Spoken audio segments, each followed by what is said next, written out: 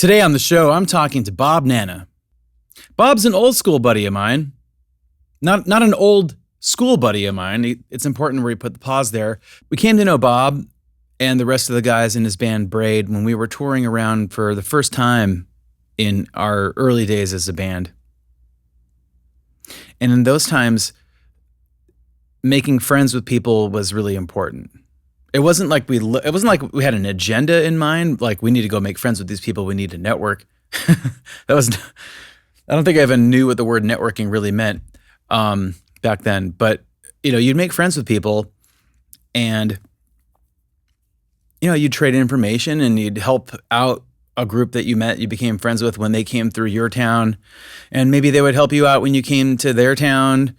Do shows together, do like mini regional tours together. It was really a time where everyone was helping out each other, and it felt like there was a shared struggle between all of us. And Bob was right there with the rest of us in that special time for us in our lives. My conversation with Bob Nanna happened October 19th of 2020.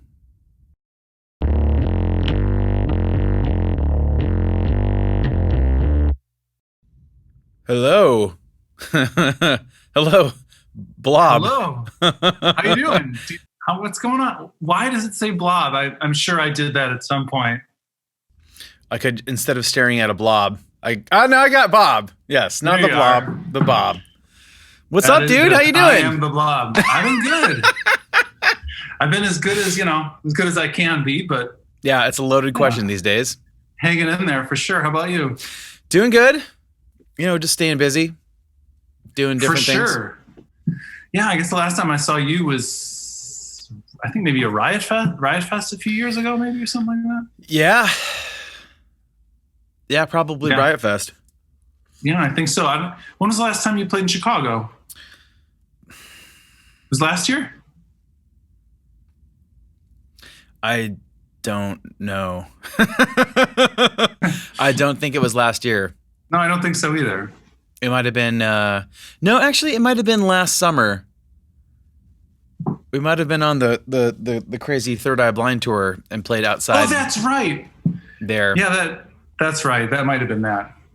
Yeah. I think it was. Yeah. So you're going with tea today. Yeah, it's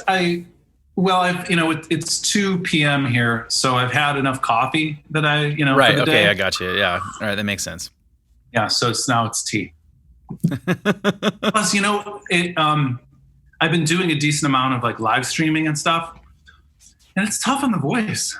You know what I mean? Yeah. Especially when you got headphones on and you're trying to project, but it's not like you're projecting to like a crowd or anything. You're projecting to like this one small spot. Yeah. And it gets tough. It's a feeling that you can just belt out what you normally would do at a show in your room with a laptop. It's a little bit, it doesn't give quite as much. It's like this, it's like you got to kind of work the mic. Yeah, exactly. It's not a skill that I particularly was prepared to have to learn.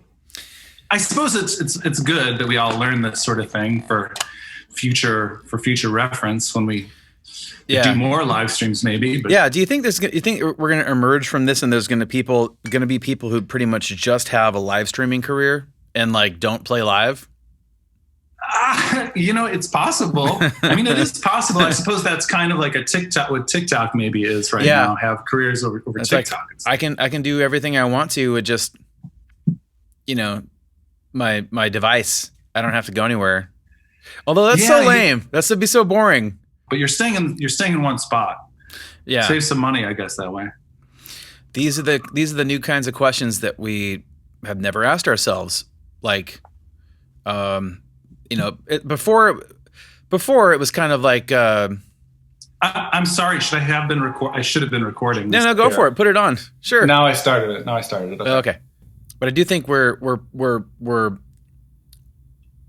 we are faced with some questions that we've never had to ask ourselves before when it comes to promoting ourselves and content. Like, I don't think anybody that I know considers them a content person. You know, it's like we write songs, we play in bands, we put out records. We're not it's a different thing if you're just doing like YouTube stuff. Or you're right. In a way, though, we've always been that's doing exactly what we content. Like, you know what I mean? Like, but I've never really thought of, well, this album I put out, this is some good content. Do you know what I mean? No, you think of content in the, nowadays as being something a little maybe kind of fleeting, a way to get your little slice of somebody's attention online or something like that. But I guess we've always kind of been doing that. I do agree that in my head, what we do is more valuable than just calling it content. But I hope. It's like, these are songs. This is stuff we work hard on. Oh God. Exactly. Yeah. I mean, not to say that in my limited experience editing video, I know it takes a lot of time and not to diminish people's work who are doing that and putting a lot of work in, because some of that stuff is crazy amount of work, but those are people that are basically producing a TV show on their own. Oh yeah, but definitely. Everything we're doing right now lives right next to all of that. So it's like you can do a live stream acoustic thing from your living room, but it's living right next to the slow-mo guys. Yeah, exactly. And Sunday doing Minecraft walkthroughs. It's like right, who have hundreds of millions of plays each time. So it's like it's almost like a market that none of us have had to think about. Not really. Especially when it comes to folks like you and I who, when we're writing songs or making albums or something, there is a ton of things happening before the fact. You know what I mean? We're working on the songs, or we're practicing for our show, or we're putting together our album and stuff, and then the album's ready and it goes out, as opposed to like doing stuff on the fly. Which I kind of been dabbling a little bit in during the pandemic season, where I'm just like, okay, I'm going to do this video where I'm going to show you how to play a song, and instead of really practicing it and editing together something, I just turned it on, and we're just going to have this sort of fake conversation, like not like you and I are having a conversation, but if I'm streaming to like Instagram or something and it's going live, like I'm not really talking to anybody. That would be really boring to watch if I was just talking to one person. But either way, that's just like a on the fly sort of thing. That watching people talk to one person's super boring. But we're not, that's what we're doing right now. Well, touche. No, I get you though. But I do think that some of the elements of that, like I've said this before, but some of the elements that work for this are going to be here forever. Right. And that's true. There's a whole lot of things that you have to consider now that we didn't before. Like when you're talking about going out live and you're not going anywhere, but you're presenting like a things could go wrong, high wire act in a way, stream on a night by night thing, but just set for like regionally for like people to log on there. Yeah.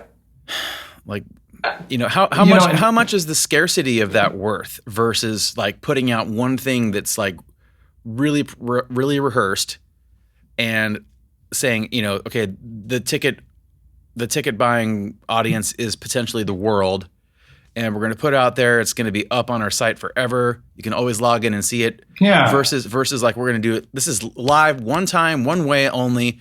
And if you miss it, you miss it.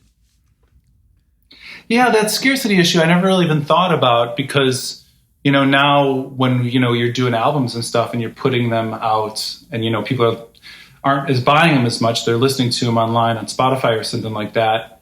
Do they treat those just like any other piece of content? Like, it's just like, listen to it, done. Like, they don't really have to go back and listen to it, or maybe it just has to hit in a certain specific way nowadays, so that they want to share it with people. And I suppose, I don't know. Yeah. I've always thought that music is something that has to, like, it might grab you instantly, but for really connecting with it, you need time with it. And you don't get that any other way than by listening to it over like weeks. Occasionally you put on this thing that you got grabbed by, and over weeks and maybe months, you develop. It's like you get to know it. It gets to know you, and then it's a special part of your life. 100%.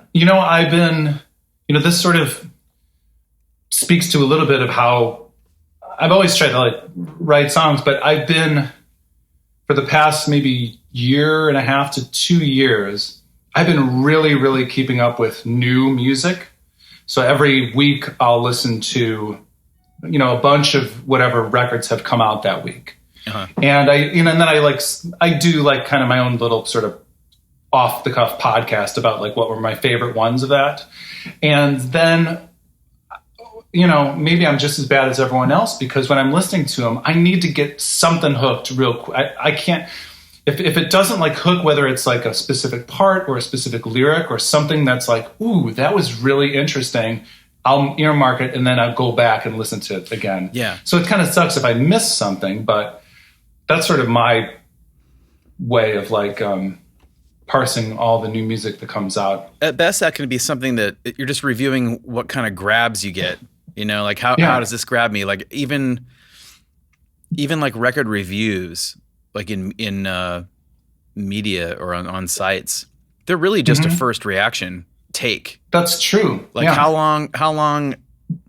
I'd be kind of curious to talk to some music journalist people about this, but how long? I mean, you got other stuff to do. You can't just take all I'm going to do is review this new record. Right, and then by the time you review it, it's not new anymore. No, because it's not. You spent a month or two with it. Yeah, you would need some serious lead time. Yeah. Here, I'm going to send you my record a month early. You can't do that. You can't, for a lot of reasons, you can't do that. True. But yeah, it just takes time for that. It's kind of like an academic exercise the first time you listen to it. But do you do stuff? And I've definitely hearing your music. I hear it, but I do. So what I try and do is put things into songs that at least one of those moments per song I try to have, whether it's a lyric that's going to be a little shooting out from the, a pincushion. There's one out here where you're oh, that was interesting. Or maybe it's a production note or something that you do. If there's a little electronic thing that you put in there, or some cool percussion thing or whatever. That's something I always try and add at least one of those things to each song. So, maybe, yeah. Will you actually go back and listen to something and see if it has that? If you're just kind of work on something and you're not actively looking for that, will you go back and look for it and put one in if it doesn't have it? No, because I'm always focused on it when I'm doing it, and this has been the way since the first Braid record, where it's always something I have lists of songs, and I've got a sheet of paper that's going to be devoted to this one song, and what are some cool production things we could do in here. Maybe I'll sing this one line through a megaphone, and it's not willy-nilly. It's more will that make sense in the context of the song? Will it distract from the song or whatever? And then a lot of times it's maybe a vocal line or something, or a harmony too. You put a weird harmony in one part and you're oh, that's cool. Especially listen to headphones. You're I want to hear that part again because that was so cool. Just something just some candy. Yeah, exactly. Or I love it. Something that catches you off guard. Mm-hmm. I love that. I love listening to a song like that. And it doesn't have to be a new song. It could be an old song where after it's over, you're just wow, that was maybe too much. I know that it was, affected me in some way that I got to listen to it again and I'm going to get more out of it. Uh-huh. I think a few songs like that this year have done that to me. There was a song, do you know Bill Callahan? Yeah. Yeah, he put out a record this year called Gold Record. And there's a song on it called Pigeons. And it's the first song on the record, I'm pretty sure. I see, this is another weird thing, is he released it piecemeal, a song every week, and then when that was up, so I'm not really sure if the songs are in the right order, but I listened to them as they came out. But there's this song called Pigeons, and it starts and it's acoustic, and the first thing in the song is he says, "Hello, I'm Johnny Cash. And then he starts the song like, so the pigeons ate the wedding rice. And you're like, he's getting into a story about driving a limousine for like weddings. But like it starts out by saying, hello, I'm Johnny Cash. I'm just like, what did you just do? Like, can you do that? But it's just so, after the song was over, I was just like, my mind is, and the whole song is great because it tells a whole story, and I like that aspect of it as well. But I had to go back and be like, I can't believe that. It's incredible. Yeah, that could be intentional, or it could be one of those things like where he was just riffing, like doing a vocal take, and they said, "Let's keep that in there. Please let us keep it in there." It's probably that probably started like a studio fight of like, dude, that stays in. No way, man, you can't do that. No, it stays in.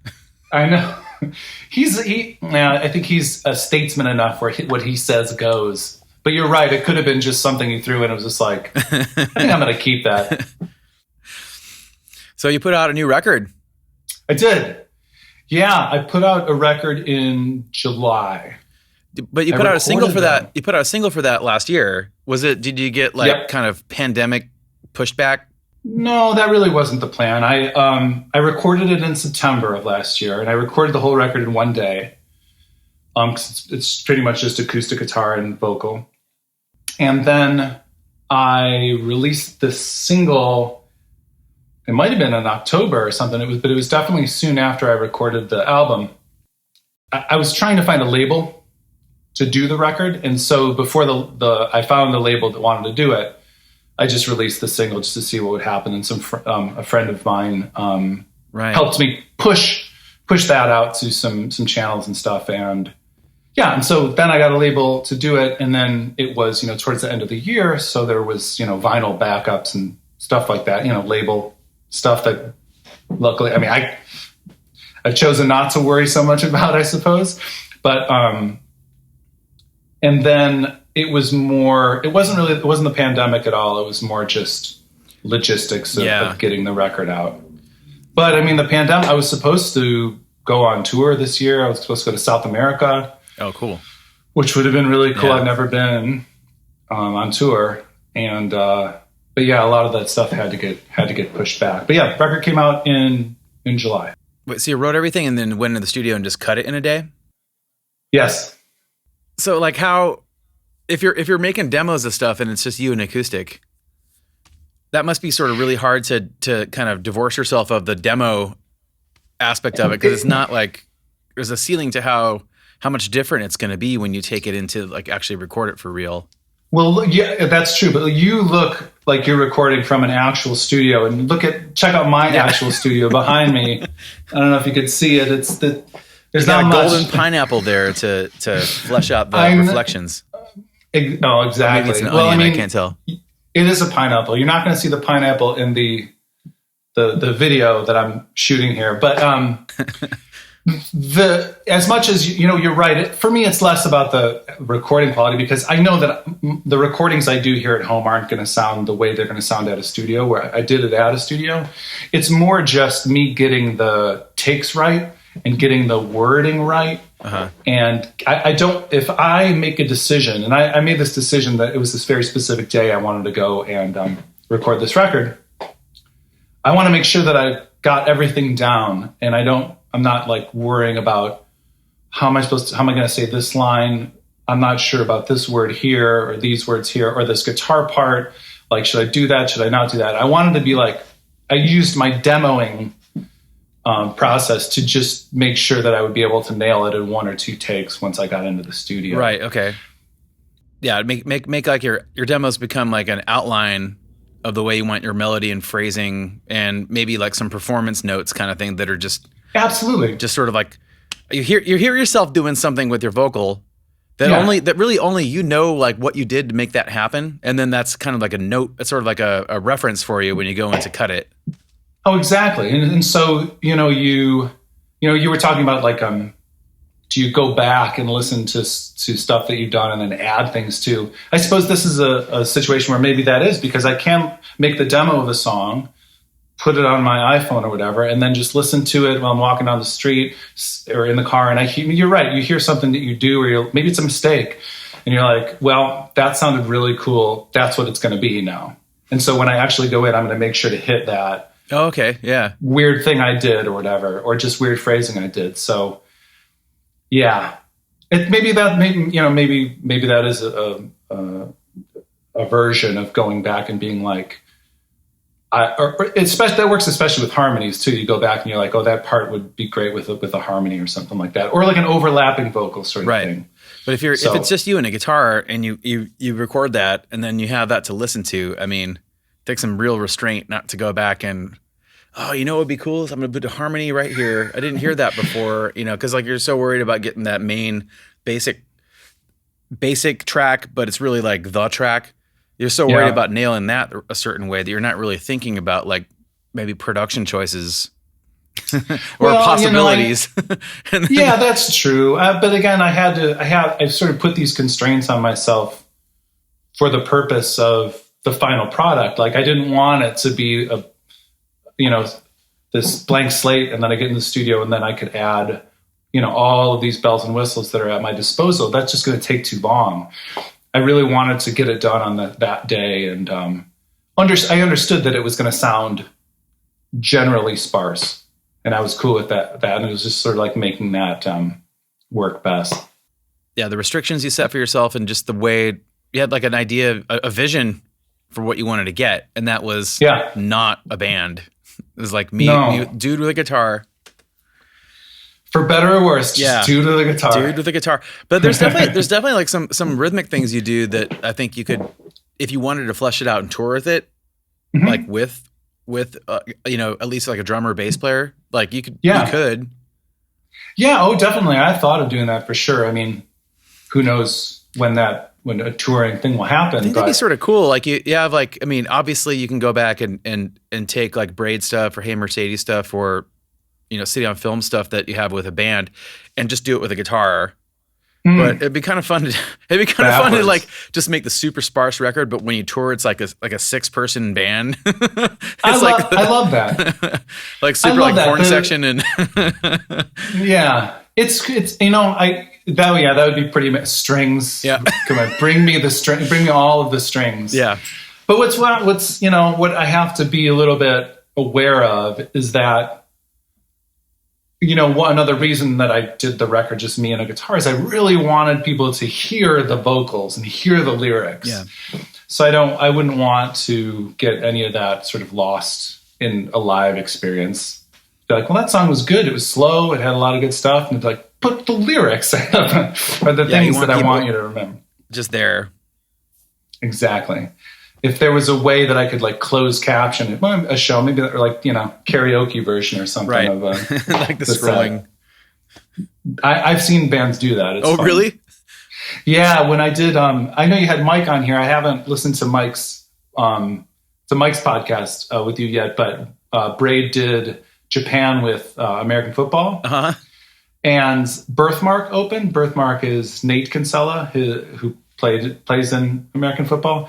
And for his set, it was just him on stage. I think he had a person doing sort of like percussion stuff, but he had this like very like Japanese style karaoke behind him for the whole set throughout. It was really cool visual for sure.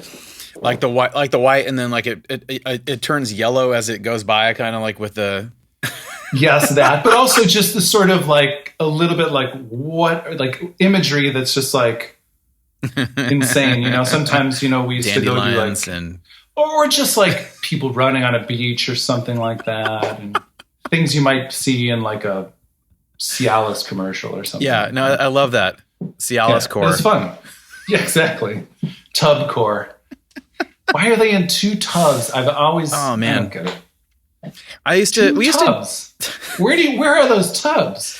It's like a glamping experience. Someone had to lug the tubs up there so that the old couple could kick it in the lug the tub. No, they're not kicking it. They're in separate tubs.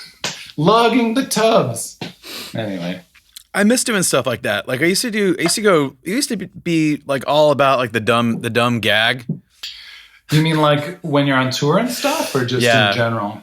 When before anyone really cared, Like all the time there'd be like I'd be a part of local shows or you know, I'd be in a local show and there'd be, you know, someone would bring out like kind of like just wacky homemade DIY production that was just such a goof. Oh yeah. Yeah. The first like Braid shows we used to do, like, you know, when we back in, you know, this was like 94, 93, 92, 93, 94, that we were really into like bands like there was a band called Koo Kim and they were like a band called Lincoln as well. Yeah. I said, you know, I mean, and they when you would listen at the time, we only I don't even think they had too many records out, maybe some split 7 inches out, but we would get these sort of like bootleggy cassette copies of them playing on the radio or something like that. And it would always have this weird interstitial like noises and cool shit like that. And so the first few Braid shows, we would have on stage with us like a boombox, a tiny little boombox that would just play like random free jazz in between each song. Yeah. And we just thought it was the coolest thing. Or we had this like little like sparkly guitar, like it was a little guitar, toy guitar sort of thing that went like doodly doodly doodly. You hit it and it played like the goofy solo or something like that. But we would put that on the mic and stuff, and that was cool. Very DIY. Yeah. When like Chris Roach and I did a set once, acoustic, and we thought for some reason we had a bunch of like old TVs. We found all these old TVs and we just turned them all on to like static, and that turned all the lights off, and we sat on the TVs and played our set. Like this is just like fun, goofy DIY stuff like that. It's the kind of stuff you could only really do with like for like a weekend, like locally, because it would not make you know to do it. Like, God, I gotta lug these TVs everywhere. Yeah. Hey man, get some hands from the club to help me lug all these TVs into my van. It's in our contract to be like, well, there's 10 TVs out there, big ones, and big old TVs that are for just you with an acoustic set, like. Like what I love these that. TVs for? They're just gonna sit there. Yeah, they just kick. We'll turn them on. Yeah, it's cool.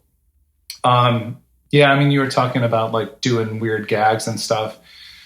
We did a lot of that. Now I'm thinking like if I was on tour, I would probably be like, no, please no. But like Braid, Todd especially was a real jokester. In fact, he would sometimes like, I don't know why we always seem to have fireworks in the van, but like there's just stories where Chris would be driving and Todd would be riding shotgun, and he would just hand Chris a lit bottle rocket. And Chris would be like, no! And it's just like, and it got to, we did it with Hey Mercedes a little bit too. By that point, I was sort of in my own head trying to make sure that like I could sing every show. Right. So I wasn't like hanging out and like doing too much shenanigans. But I remember we got sort of yelled at. We were touring with, Hey Mercedes was touring with this band Wheat. Do you remember the band Wheat? Yeah. And for some reason, Todd was like shooting fireworks at them or at their van or something like that. And they got like while you were driving, upset about it. No, it was at the club. They got pretty upset about it. All of a sudden, a bottle rocket parking lot war. Exactly. The way Todd explains it, he's like the singer of Wheat, like talked to him, had this like serious talk. He's like, listen, Wheat does not go for this. Like he was talking about like, kept talking about Wheat. Wheat is not like, we're not as, Wheat doesn't like fireworks shot at us. I don't know if that's true, but that's what Todd told me, and I thought it was hilarious. Dude, Wheat has some really great songs, but I love that. Oh my God, they do. When I heard we were touring with Wheat, I was like, I am psyched. It seemed like maybe a weird lineup, but it was so I can much see fun. that. I love that. I can see it for sure. Yeah. Wheat's a band. I feel like I'm talking a lot and just babbling on and on. But Wheat is a band that always had cool stuff going on in their songs, like weird production stuff, and you're like, like a percussion thing that goes like pans left to right, like every like verse it goes back. I'm just like, that's so cool, so cool. You seem like a dude who writes a lot of songs, like often. Yeah. I mean, I would hear mostly about like the bigger projects, like a Braid record or a Hey Mercedes record, but then there would become, Bob's doing that, like always. like forever, it seems like you've been a person who's just like always cranking them out. Like, how many songs have you written this year? Well, I mean, I was, the first thing I thought it was Downright. I know I get to listen to Matt, the one you did with Matt Prior, but yeah, that's right. Because work on Downright. I've done over 200 songs for Downright alone. See, that's crazy. This year, this year, including the record I did and Downright songs. I mean, it's not a ton. It might be like 25, maybe. That's kind of a lot, 30, though. I don't know. It's a lot compared to me. I gotta keep writing. No, but there's something to be said about taking your time with certain things, and I just set this. I like to set deadlines for myself. Sometimes they're just I set them, and sometimes they're like literal deadlines for like Downright stuff. Right. And it helps. It helps me get to work, because otherwise, I do write a lot, but I don't write a lot of songs. Like I'm constantly writing, like in a book, like writing lyrics, like stuff and that might. It's like the initial idea gathering stage for songs, but it might not become a song. But it's just exactly material. Exactly. Like this might be a long dumb story, but in 2001, I made this list of my top 365 songs. This is another thing I do. I make lists of shit and top count 365 of all ranked. time. Okay, ranked. I like this. And I counted them down. We were on tour when this happened. You and I think in 2001. Okay.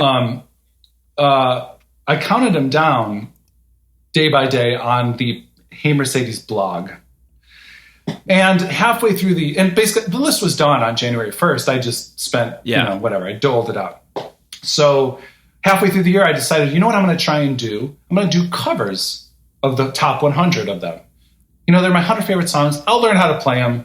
I'll just do quick covers. But I knew what they were going to be. So I started kind of early in the year. Yeah. Anyway, I'm still working on those 100 songs. There's only like 19 or so left to do. But two of the songs I need to do are these Red House Painter songs. One's called Cruiser and one's called Void. Yeah, those are great songs. They're both from Old Ramon. Like, such a good record. And I must have been like so into that record because that record's all over my list. But because Mark Kozelik has become a bit of a problematic, I guess you could say, I decided to, instead of covering Cruiser and Void, write new songs called Cruiser and Void. And then I decided, well, maybe I'll try and release these two songs on Bandcamp Day in November. And I was like, but it's going to be the November after the election. So I thought, okay, I'm going to write two songs, Cruiser and Void. So maybe these could be like two sides of a coin, depending on how things go on election day, right? So what I did is I have this like sheet of paper that says Cruiser on it. And I'll sit down when I'm in the mood and just start writing on it, like things that Cruiser, the sort of like imagery, conjures up in my head, and I'll just start writing like Cruiser. Let's take a ride. Let's, things will be easier. We're going to cruise, or anything. And sometimes it'll be, I won't even be by the sheet of paper. I'll just make a note on my phone and then add it to the piece of paper. Uh-huh. So that and I've got, in tandem with this, I'm sort of like working on music and stuff for it. Now, if you know the song Cruiser, the actual Red House Painter song, it's kind of one part-ish. It's 10 minutes long, but it's one part. It's slow, but it's one part, and it's like a lot of lyrics that follow a pattern. So that's kind of what I want to mimic a little bit. So once I start getting to the point where I want to start adding the vocals into the music, which I'm working on separately, I've got this whole list of things to go to, ready to go. And I don't even have to think about it. I've thought about it already when I've gotten that, urge to write about it. And same with Void. And I do that a lot. If I think of something that I want to write about, or I feel like I have an urge to write about, I'll just get a piece of paper and be like, this is the piece of paper for that thing. And I've done it with Google Docs as well, where it's just like, yeah, I want to write about this. If I think of anything that, just comes to me randomly, I'll put it in there. Or sometimes I might just sit down and just try and write stuff just so that it's ready to go whenever I go there. And that's how I wrote the new record too. I'll do that too, to some degree. Like I'll have this vague idea of a direction or I might not even know how to describe it, but it's a feeling. It's a mood, or sure. like basically like one kind of notch down from everything that gives you a direction in some way, of course. And then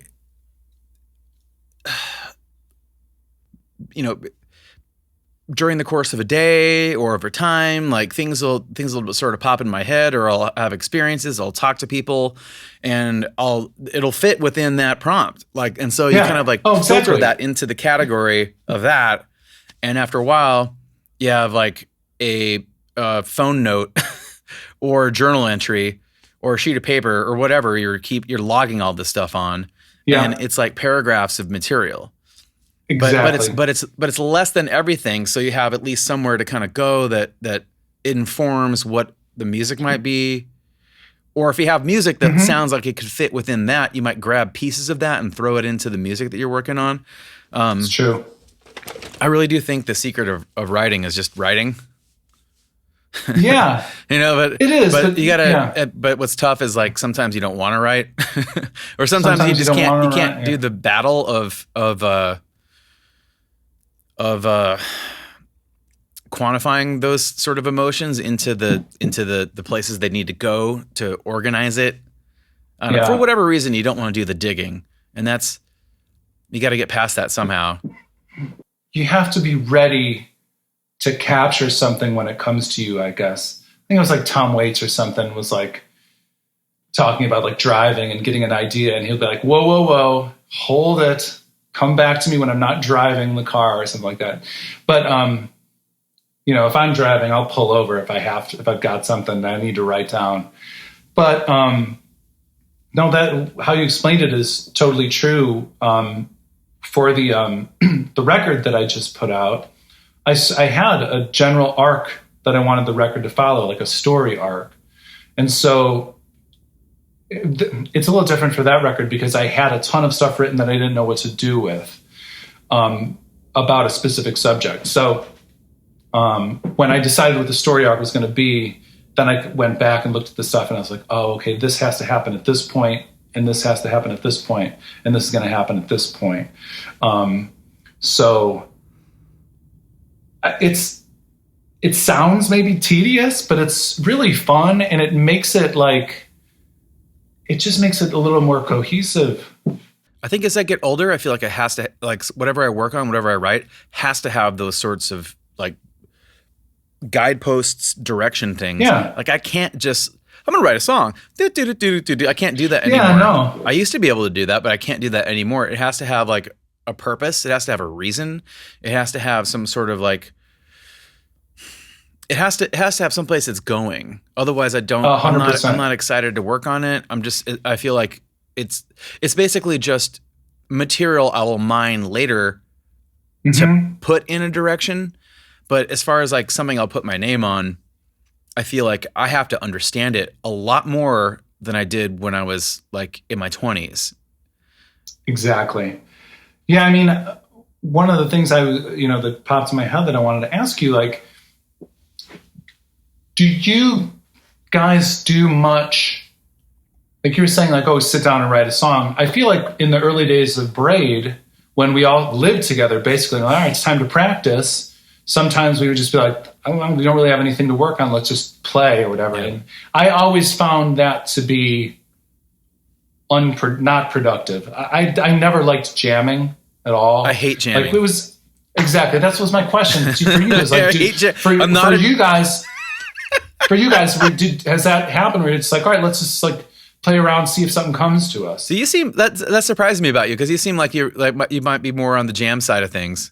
But I hate jamming. No, I don't like jamming at all. I hate that. Like, do you ever like hang out with people who jam and they're like, hey dude, you play guitar? You want to jam? Like, I've tried to be in bands with people that jam, and I'm just like, what's going on here? Like, we play a thing and whatever, play a song. I mean, well, it's different. I won't name this.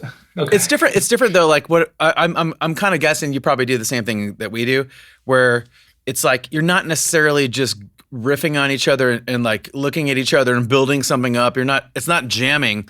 It's like you already have a pretty concrete idea of what you want to try and you're trying it, but you're being very aware and specific with what you're trying. It's not like a freeform sort of thing where you're just exploring. It's like, do this again. Let's play this like maybe 6 times, but then let's do like, come in a little bit early, come in on the and or 4 instead of like this. And then you run that a few times and you hear how it goes.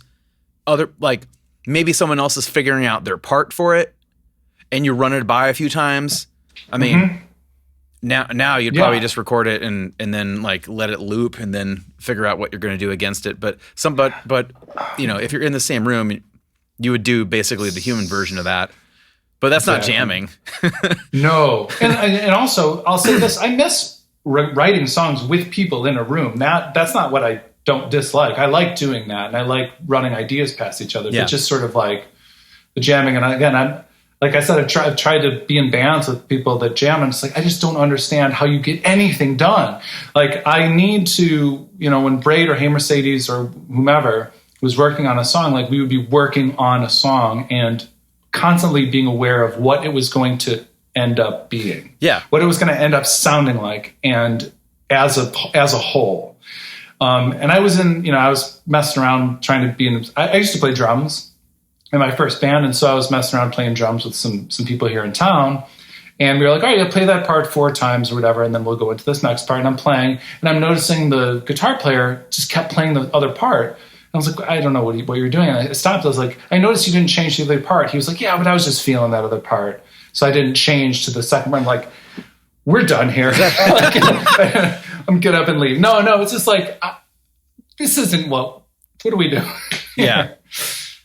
I need, some structure. Yeah. Or a plan of some structure. Yeah. It's like you have this idea of what the song needs for like where it needs to go. And then you're trying different things, but it's always like, stop. Okay.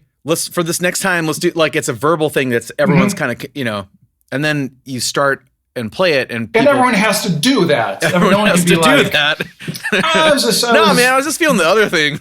I was feeling this other thing. And it only works if everybody does that thing we just said we were going to do. What are we doing? Exactly. And yeah. So, luckily with Braid, we all sort of gelled and we were able to work together really, really well. And same with Hey Mercedes, like just it's weird for being like actual just knucklehead amateurs. Like in that way, I think we were pretty like professional when it came to like getting the song right. I think we all would generally say that we came up in the punk rock world, but there's I think what the sensibilities that I think we all shared, but then there is the jam sensibilities of like, like playing acoustic and rah, and we're just gonna do this for a while and get some beers or whatever. But a little bit again, that just was never my thing. Yeah, and us too. You were talking about where I thought you were going is like, we all grew up sort of in this punk scene or punk sensibilities, but we all sort of grew up like in the 80s ish, where the radio was like, I mean, for instance, I loved listening to top 40 radio. And so I like new wave, or even just pop music. And then like, even like hair metal a little bit I was into. So but being fed that as a kid and a music lover at that, there's that 100% is with me to this day. Like this sort of understanding what makes a song makes sense, I guess, for lack of a better word. It's like you might be cranking up your half stack and doing pick slides and stuff, but in your head, like in the back of your head, is like Desmond Child's songwriting for "Living on a Prayer." It's like that's in your head. In my head, Pebbles, it's like we got to go. Lisa in the Cult Jam, exactly. John Bon Jovi, Rat. It's all there. It's Poison. It's all Poison. It's all there. It's like you can't escape it. It's like that's what you've been exposed to. It's there, and you got to be like, oh, we got to go back to this chorus, and it's going to be, maybe it's kind of a sing along kind of thing. Right. You know what I mean? I know we're playing basements, but isn't that fun? When I saw Living on a Prayer video, and they go to that, they could do that key change.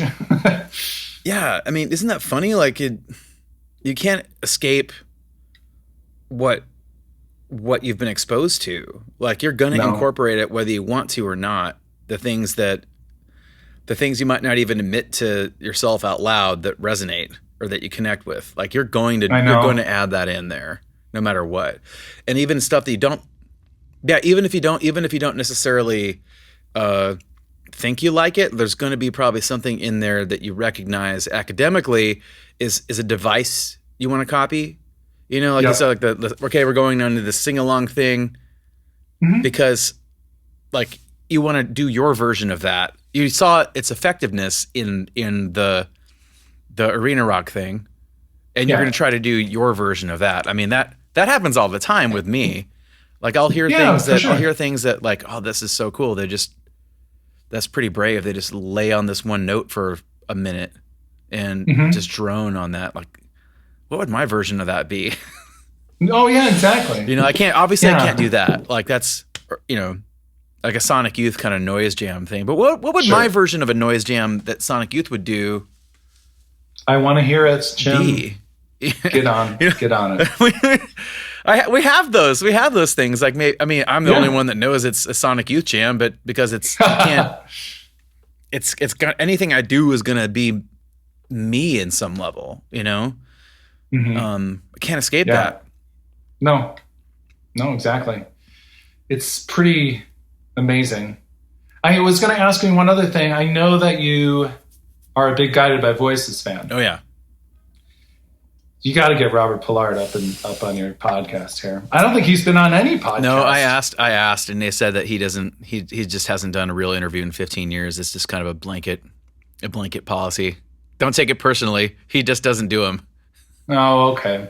Even if it's like legit about his songwriting, which we could just stick to that. Oh yeah, I mean, dude, talk about like prompts for songwriting. I mean, like, oh, exactly. You misread a street sign, and that's a song.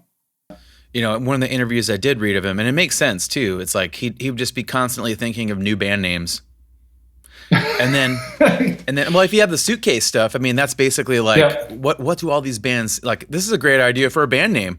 I wonder what that band sounds like. And then you write a song based on what you think that band might sound like. Yeah, that's really cool. There was that Shudder to Think record that was called, well, it wasn't it was like a soundtrack for the movie it was called First Love, Last Rites. Like Shudder to Think wrote a bunch of songs for it and then had guest singers sing, like Jeff Buckley sings a song. Billy Corgan sings a song. Liz Phair sings a song. John Doe. It's awesome. It's called First Love, Last Rites. And the movie, which the movie is terrible, but the actual movie revolves around this couple that has this record collection of like 45s, and they'll like play them throughout the movie. And so I might be getting this a little bit wrong, but I think what Shudder to Think was tasked to write songs to fit the mood of that scene, but in the vein of different bands. So there's like the song that Billy Corgan sings is called When I Was Born, I Was Bored. And it's this like just really snotty punk, like sloppy thing. And it's Shudder to Think. So they're not sloppy punk band. They're like a legit, amazing band. But they wrote the song about going to the point, and I was like, God, this. And you listen to the song. I listened to the soundtrack before I watched the movie, and I heard the song. I was like, oh my God, this song is like gratingly bad. It's really, really bad. But then in the movie, you realize it's supposed to be bad, right? Like in the scene, they take it off because it's so annoying.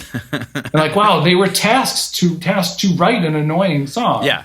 It's like so cool. I guess, I mean, it's sort of, given what you were saying about the suitcase box from I'm a big fan of like prompts. Oh, it's fun. And you know what? We're talking about downright. That's basically what downright is for me. When people request songs from me, I mean, it's basically just, it's a prompt. Like the last song I did, the person who requested it wanted a song to listen to while they were running. Okay. And to put them in a good mood while they're running. And so they gave me some things that make them happy. Coffee, getting mail from friends, etc. So then great, this is a great prompt. These are all good prompts for a song. So I'm like, sit down and you're like, okay, running. It's got to be upbeat. It's going to have its tempo is going to be like, do, do, do, do, do, do, do, do. And then I was thinking about all right, I've got, maybe I'll, I think my alarm went off and I was like, well, whoa, cool. Let's make the song start with you waking up. So as you wake up and you're taking in the day and everything kind of sucks, it makes you want to run. And then what happens next? You're online and the news is bullshit. These aren't the actual lyrics, but it makes you want to run. And then it's but I've got all of these things in my life that make me happy. And then I was like, and that makes your body run. So I was like, all these things that kind of make me run as a person, not just physically running down the street. So it was just this fun, and I spent a few hours doing it, and then I was done. And I was like, made me feel so good. And then I sent, you sent it to the person who commissioned it from you, and they're just like, I mean, she was so excited. That's awesome. Yeah, that's super cool. Jim, you should try this out. Yeah, no, I know. You should get on the side and try it out. Do 5 of them. See what you think. Yeah, I know. I need to start doing something that's different. This is it. I mean, and what's cool is you're getting these prompts or these commissions from people who are fans of you, so they want to hear your take on whatever it is, their story. If it's something they want to listen to and cheer up, or a lullaby for maybe their newborn child or their niece or something like that. I was like, yeah, of course I can do that. You know what that probably does is the process of going through that when you're writing on a commission, basically, but in a weird way, the pressure's totally off. It's way different. Yeah. It's way different than I'm going to write a solo record versus this person wants something about running. It's the pressure, but by doing the digging, it's the same digging. It's the same digging. It's the same everything, but just a different kind of mindset and a different level of self-judgment that's gone. And probably doing that more often gets you more gets it when it is your thing, probably just faster. You can probably get to the thing you want to do right away because you're just conditioned, I've got practice. Yeah. It's cool. I mean, even just as a practice challenge to just keep your mind going and do that sort of thing. It's just, it's fun. Yeah. I used to do the try to write a song in one day thing for as many days as I could. And that was kind of the similar thing, but still it's just you still have to kind of search for that initial prompt on your own. Exactly. And then actually a lot of those songs ended up being Jimmy Eat World songs. So, really? So I can't really do that anymore because in the back of my head, I'm thinking I can't let go of it just being the song of the day because I know that could, wait a minute, this could actually be something as soon as you get my whole thing is as soon as you get self-aware that this could actually be something, then it's kind of, then it's a battle. Then the brakes are on and you're going uphill. Yeah, I guess, that's part of a good thing about, working on commission through Downright. It's my goal here is to make this one person happy and write something that they'll cherish and love, as opposed to I'm going to write this album that makes me happy and maybe people will like it. I don't know. Yeah. But so it's, I don't know. It's whatever, both two sides of a coin again that, luckily we have the capability to hold in our pocket, I guess. Man, well, thank you so much for hanging out with me today, Bob. It's good to see you, dude. Super fun. It's good to see you too. Make sure to say hi to all the dudes too. It's it's always fun seeing Zach do the indie drummer collective thing. Yeah, isn't that cool? And Damon's in it now too. Yeah, I saw that. That's so cool. Yeah, really fun. Cool. Well, yeah, make sure to say hi to everybody. I miss seeing everybody. I know. I miss seeing playing everybody. And touring and stuff. Yeah. Say hi to all your Chi-Town crew.